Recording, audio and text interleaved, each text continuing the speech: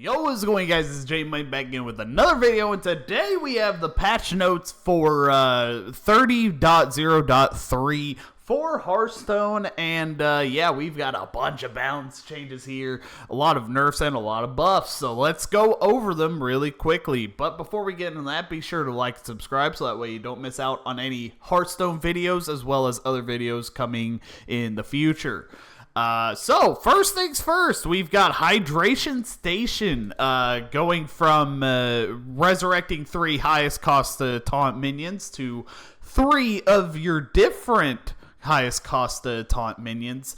Yeah, this is to combat the Ziliax warriors of the world, where they have been using Hydration Stations as well as Inventor Boom to basically just spit out a million Ziliaxes and not be able to die ever. So, yeah, this is definitely going to help out a lot there. Really glad they made this change. They should have made it like a long time ago before they even released this card. And then next, coincidentally, Inventor Boom, going from Resurrect to friendly mechs that cost 5 or more, they immediately attack random enemies, to Resurrect to different friendly mechs that cost 5 or more, they attack random enemies. Again, they should have had different in the text for a while now. They've been basically able to use Ziliax along with Inventor Boom since Whizbang's Workshop came out, with things like the Unkilliax, but also with the Reno version where it would summon multiple copies of itself, version of Ziliax. So either one, they were able to like make a bunch now, but now they have to put in a different mech as well as more taunt minions, which is very good, which I am glad. And then dev comment, Hydration Station and Inventor Boom are adjustments to reduce repetitive and meta warping gameplay around the virus perfect Ziliax combination, sometimes called Unkilliax. Yep. While this Ziliax is powerful on its own, it isn't proving to be a problem outside of decks that can repeatedly resurrect multiple copies of it. These changes will make that play pattern weaker and less repetitive. Yeah, that's mainly what it comes down to. Is it gets really, really repetitive. Then we've got a little change here, a little bit of a nerf, but also a buff. So the ticking module is going from 5 mana, costs 1 less for each minion in play, to 4 mana, costs 1 less for each friendly minion. Big change. But still, Flood Paladin will be able to get this out on turn 2. But yeah, this is huge. Because now you're not punished for the minions that you have on the board. You're punished for the amount of minions that you leave up, basically. Yeah, like the ticking module, pylon module, yeah, it's been very popular, very aggressive, and it enables a lot of board flooding, like the Flood Paladins of the world, like the Evolved Shamans of the world, so on and so forth. And yeah, now this Ziliax is a bit too much of a good thing. You think? This change makes the card a little bit less powerful in those decks, and also shifts the play pattern so that Ziliax no longer punishes other board-centric decks for fighting back on the board. Yep, that is the big one. Lamplighter also going from a 3 mana 3/2 to a 4 mana 4/3. This is just so that it can combat the Elemental Rogue mostly, where if you play Lamplighter and you play Shadow Step on it, it costs 1 mana. You play Sonya, you play Lamplighter, you get a free Lamplighter. You play another Lamplighter, your opponent's dead. Surprisingly, 30 damage is enough to kill. But yeah, Lamplighter has been absolutely insane. I cannot wait to uncraft a lot of these extra cards of Lamplighter that I have. Let's just say, I have a lot of Lamplighters. Concierge, going from 3 mana to 4 mana, basically kind of like a Sorcerer's Apprentice in the a Sorcerer's Apprentice change, where it's kind of, yeah, it just makes the spells, makes the drink for mage cost 0 still, but makes the concierge, makes it at least you need to play 1 more mana for it. So does it do anything? I don't know, but we'll see. We'll see about the concierge. But Chia Drake is now getting reverted from a 3/5 to a 2/4 like it was when it first came out in Whizbang's Workshop, before it got the buff to a 3/5 and became really powerful. So yeah, Concierge Dragon Druid is a deck that can follow up early tempo plays with lots of burst damage from hand, a lot from swipe, and as well as the drink spell from mage. Sometimes a little too early in the game. The deck is very powerful, but we like that it's a new deck and that the meta game has been adapting to it instead of folding. These changes slow down the deck's early combo turns a little and weakens mid-game plays, but maintain the basic play pattern of the deck. If these changes aren't enough, we'll make further adjustments in our next balance patch window. So yeah, be sure to go into Hearthstone, type in refund in the search bar down here, so that way you can see what cards you can disenchant that you have extras of, like say this hydration station. I can get 800 dust out of that. That is pretty fucking cool. So yeah, reminder, do this. Do not just let the refund timer go out without disenchanting the cards. And then we've got a bunch of buffs here, starting with the Rye Cleaver, going from 7 mana to 5 mana as the base weapon, and instead of the 2 mana sandwich where it plays the minions that are stuffed in the sandwich, it is now 4 mana to play that. So technically it's still the same to play the Rye Cleaver in terms of cost and everything. It just makes the Rye Cleaver base weapon a little bit better, but is it better though? Not really. The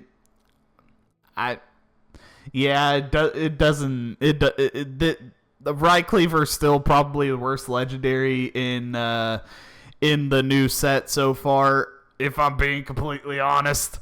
Ranger Gilly, going from 6 mana to 5 mana. Yeah, I knew this legendary was a 2-pack of ass. The only thing that saved it was Warrior Taurus, mainly because I thought they were going to get Ham, but I forgot Ham was the Druid Taurus for Warrior. So, yeah, they were not going to be able to get Ham in the deck. So, yeah, that just makes Ranger Gilly even worse. But yeah, now he's going from 6 mana to 5 mana.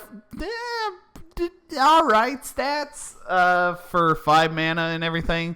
If you're playing Reno Hunter and everything, I guess it works. Maybe, I don't know. But yeah, like, I just don't think it's enough. I don't know. Maybe like a 4 mana 4/5. I don't know. Then we got Razzle Dazzler going from 7 mana to 6 mana. I have not seen this card at all in the meta right now.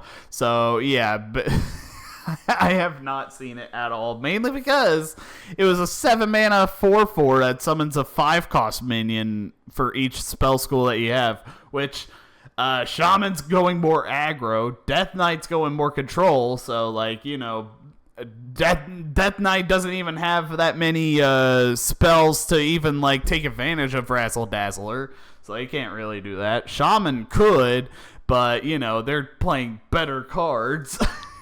But yeah, like Razzle Dazzler, maybe it sees like fringe play now. Maybe it sees fringe play, but I don't know. I doubt that. Natural Talent, get a random is going from get a random Naga and a random spell. They cost 1 less to now they cost 2 less. Yeah, big mana cheat. hey, you save mana, you know. Technically, you save one mana for 2 random cards. I don't know, it could be good. Depends on the Naga you get. If you get the Tidepool Pupil, that would be really good. Like, but the other ones, I don't know. I don't think they're gonna be that good. Like, I don't like what Nagas are good. Yeah, they're Shaman's not really gonna be playing this card. Death Knight's not really gonna be playing this card. So yeah, that's basically all you can see there. Then we got Buttons, the Shaman Taurus, the first legendary we got revealed to us. He's going from a 5-mana 5/5 to a 4-mana 4/4. Yeah, this still sucks, if I'm being honest. Yeah, it's just Shaman doesn't. I mean, like, Shaman can't even use this. It's Death Knight that can use this. Yeah. Death Knight doesn't really have that many options for spell schools. They have, like, Frost. They have... hold on. Let me see.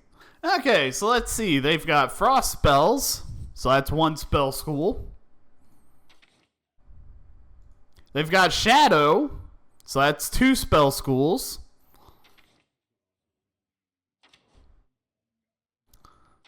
Really having trouble finding any other spell schools.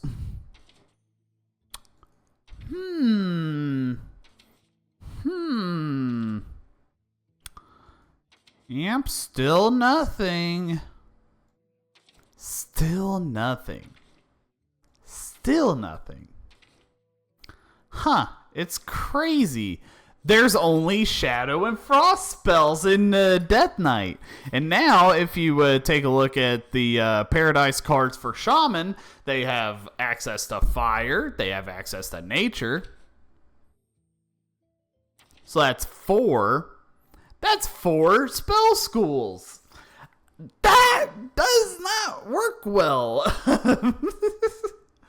Like, if you want to work with, like, a spell school Death Knight deck, I don't know. Like, you could activate Siren Song to maybe that could help, but I don't know. You've got, like, a bunch of other cards that may work, but you know, you have access to, like, 4 spell schools. Like, Death Knight got really handed the short end of the stick with the tourist cards and everything. So, yeah, Button's still pretty bad. And then we've got Cruise Captain Laura. She is going from 7 mana to 6 mana. Does this help out? I don't know. Maybe Reno Druid does something with it. I don't think so, though. But I don't know. Maybe you could get, like, a good location. Maybe you could get the Death Knight location as well as the Druid location's not bad. It's just you know, it clogs the hand a lot, which Reno Druid has problems having a big hand anyway. So maybe it's best you don't play Laura. I don't know. And then we've got Tsunami going from 8 mana to summon 3 water elementals and they attack random enemies to 10 mana summon 4 water elementals. So maybe Tendril Warrior is better now. Maybe we play Reno Tendril Warrior to where we have either Tsunami, Galactic Projection Orb, or the Table Flip for the 10 mana spells. What? No, you also have a Climatic Necrotic Explosion. Oh, you also have Sea Shanty. Don't forget Sea Shanty. Summon 3 5/5s. That's not bad. Maybe Tendril Warrior can come back at some point. Maybe. Here's hoping. It was really fun playing Tendril Warrior whenever it was whenever it was between table flip and the sunset volley. So, and then now maybe you could get like a tsunami. Maybe you could get the sea shanty. You know, summon a bunch of minions on the board. So that could help. Service Ace going from a 3-mana 3/3 to a 2-mana 2/3. Oh boy! After this minion gains attack, reduce the cost of this of the highest cost card in your hand by 1. Yeah, that honestly for the cost, that's pretty good stats and pretty good effect. You've got some like buff stuff, like single target buff things with Paladin, so maybe I don't know, but Paladin seems to be like on the hand buff Paladin or Flood Paladin trade. Maybe you could use Service Ace and Flood Paladin. I don't know, maybe. Yeah, you've got like a Crusader Aura as well as a Flash Sale, things of that nature. So, does it work with Ziliax? I don't know, because that's kind of like I don't know. I don't think it does. Hey, maybe. But I don't know. Like, I don't think Service Ace really fits into hand buff Paladin or Flood Paladin. Flood Paladin, it fits more than hand buff, but you know, Flood Paladin, they cheat out all their stuff for 0 mana anyways. So like, I don't know. I don't know. Twilight Medium going from a 6-mana 5/6 to a 5-mana 4/5. So you remember that combo that they showed in that one trailer for this card? Now you can do it for like 10 mana. Now you can play the thing that gives you the 2 fortunes that show you the top card of your deck, and then you can play Twilight Medium, make it cost 1, and then you can play whatever it is. So if you get like Amanthul, you know, like that'd be really good. Especially where you have like that fortune copy, which will be 1 mana and everything. So I don't know. I don't think it'll see any play because of thing. You know, there's just better cards in Reno Priest to put, but I don't know. Maybe. Nightshade T going from 2 mana, deal 3 damage to a minion, deal 2 damage to your hero. Going down to 1 mana, deal 2 damage to a minion, deal 2 damage to your hero. Yeah, it was just like too much mana for like, you know, you've got like both a fucking what's it called?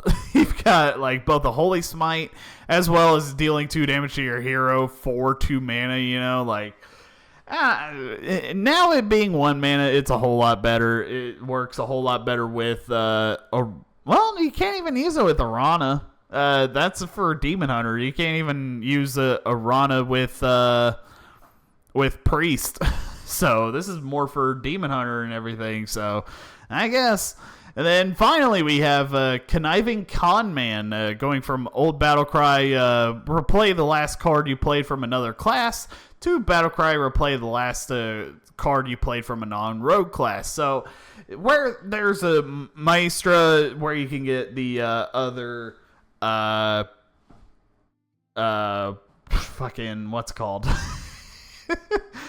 The other hero portraits and everything. So, yeah, I guess this prevents you from going Maestra to discover like a OP Death Knight portrait from Knights of the Frozen Throne or something like that, and then playing this card to get another Maestra, I guess. Yeah, that's yeah, you don't want to really go infinite in that regard. Yeah, that's pretty good change there. Glad they saw it and I didn't. Alright, but yeah, and then there's also some Battlegrounds changes. I've been playing a little bit more Battlegrounds, but I do not have like anywhere near the amount of intelligence to tell you like how this will impact anything. You've got like I guess like the tiers are changing on like the buddies and everything, but I can't really tell how that's gonna help or anything. If it makes it cheaper for it to get like during the games, I don't know. yeah, anyways, let's see if there's anything down here. Good lord, we've got a lot. Okay, and fix a bug where players could get Demolition Renovator from standard card grant rewards, like end of season rewards and arena winnings. Affected players will be given a compensatory dust grant in an update after the patch is live. Fix the patch where the Crane game was accidentally given the Shadow Spell School. Fixed a visual bug where Language Hacker's name wasn't capitalized correctly in his Mage Deck Recipes title. Sorry, Language Hacker. Pitting Carefree Cookie and Bayfin Bodybuilder against each other will no longer cause an infinite loop and crash. Now Bodybuilder is capped at 15. What does Bodybuilder do? And while the card library decides to load, I just want to say thank you all for support as of late. Yeah, I'm sorry for the lack of videos as of late as well. If you haven't seen, go check out my community post the other day. So I just got back from some vacation stuff. I got back from vacation stuff, so that way I don't. This Bayfin Bodybuilder. Okay, so this is what that card does. Yeah, so that's what the card is. But anyways, what was I talking about? So yeah, I just got back from a couple of vacations and everything. So that way I don't because I was feeling a little bit low and kind of burnt out on not YouTube. I was perfectly good doing YouTube. It's just I